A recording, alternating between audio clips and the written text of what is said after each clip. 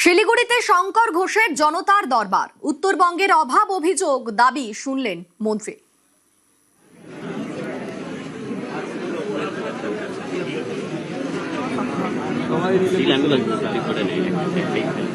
শিলিগুড়িতে জনতার দরবার শঙ্কর ঘোষের, সেখানে উত্তরবঙ্গের অভাব অভিযোগ সমস্ত কিছুই শুনলেন মন্ত্রী। আমি সুবিধা ক্যান্সার সোসাইটি থেকে এসেছিলাম। আমরা 2008 থেকে ক্যান্সার নিয়ে কাজ করছি। 2009 থেকে যেই বিল্ডিংয়ে বসে আমরা কাজ করছি, গার্গী চাচাজির কি ইচ্ছা হলো 2026 জানুয়ারি মাসে এসে আমাকে থ্রেটিং দিল, সুতরাং তোমাকে ছাড়তে হবে। পুলিশের কাছে গিয়েছিলাম ইলেকশনের আগে, আমাকে পিছন থেকে রাত্রেবেলা এসে যে জানে মেরে দেবে না, তার কোনো গ্যারান্টি নেই।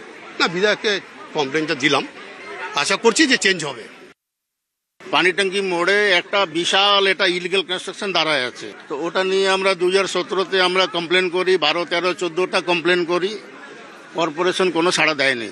লাস্টে বাধ্য হয়ে আমাদের হাইকোর্টে মুভ করতে হলো। লড়ে পরে হাইকোর্টে কর্পোরেশনকে অর্ডার দিয়েছেন যে এটার মধ্যে 287 অ্যাপ্লিকেবল করে এটা অ্যাকশন নেন।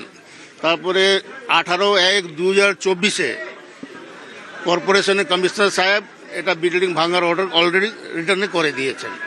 ওটার পরে 2.5 বছর টানা চলে গেছে, হ্যাঁ, এখন অবধি দেখছি মানে ওই পাহাড়টা দাঁড়ায় আছে। ওটা বিধায়ক সাহেব বেশি কথা বলেন, উনি তো খুব ব্যস্ত। এটা আমাদের ডকুমেন্টটা নিয়েছেন, এটা রিসিভ কপি দিয়েছেন আমাদের। আশায় না, আমরা খুব আশায় আছি। আমরা প্রত্যেকটা আজকে আমরা করেছি কর্পোরেশন, এসডিও অফিস, থানা, ল্যান্ড এবং যেগুলো অন্যান্য দপ্তরের অভিযোগ, সেগুলো আমি কলকাতায় পৌঁছে দেবো। বাদ বাকিটা আমার সিস্টেমের মধ্যে এই অফিসগুলোতে চলে যাবে।